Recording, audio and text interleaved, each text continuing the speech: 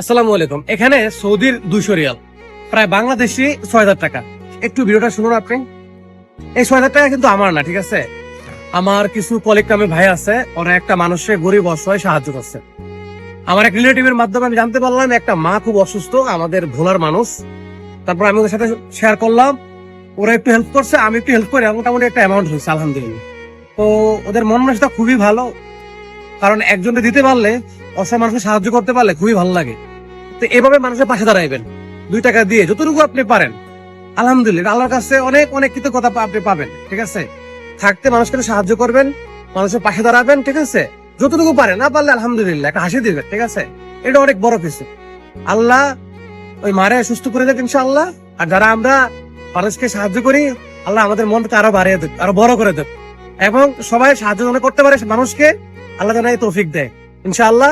সবাই ভালো থাকবেন। আসসালামু আলাইকুম।